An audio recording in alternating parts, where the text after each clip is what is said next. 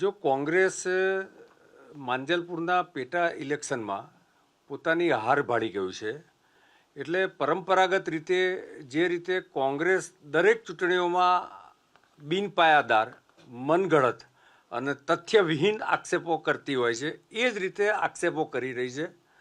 સામાન્ય રીતે કોઈપણ ચૂંટણીઓ હોય તો એમાં એ દિવસે ત્યાં વધુમાં વધુ મતદાન થાય એવી બધી જ પોલિટિકલ પાર્ટીઓનો પ્રયાસ હોય છે અને એ પ્રયાસના ભાગરૂપે ભારતીય જનતા પાર્ટીના કાર્યકર્તાઓએ વધારે મતદાન થાય અને વધુ મતદારો લોકશાહી ઢબે પોતાના અધિકારનો ઉપયોગ કરે એ પ્રકારના પ્રયત્નો કરતી હોય છે.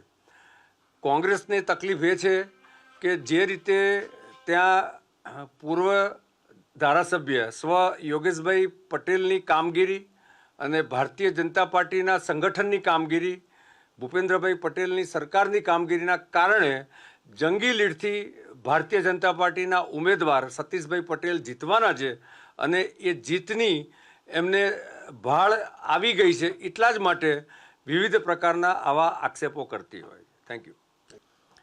જો કોંગ્રેસ માંજલપુરના પેટા ઇલેક્શનમાં પોતાની હાર ભાળી ગયું છે એટલે પરંપરાગત રીતે જે રીતે કોંગ્રેસ દરેક ચૂંટણીઓમાં બિનપાયાદાર મનગઢત અને તથ્યવિહીન આક્ષેપો કરતી હોય છે એ જ રીતે આક્ષેપો કરી રહી છે.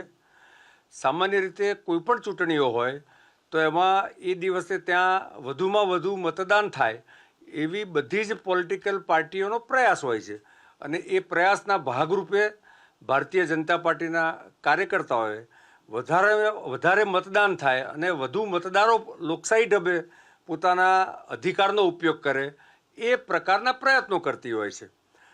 કોંગ્રેસની તકલીફ એ છે કે જે રીતે ત્યાં પૂર્વ ધારાસભ્ય સ્વ યોગેશભાઈ પટેલની કામગીરી અને ભારતીય જનતા પાર્ટીના સંગઠનની કામગીરી, ભૂપેન્દ્રભાઈ પટેલની સરકારની કામગીરીના કારણે જંગી લીડથી ભારતીય જનતા પાર્ટીના ઉમેદવાર સતીશભાઈ પટેલ જીતવાના છે અને એ જીતની એમને ભાળ આવી ગઈ છે. એટલા જ માટે વિવિધ પ્રકારના આવા આક્ષેપો કરતી હોય. Thank you.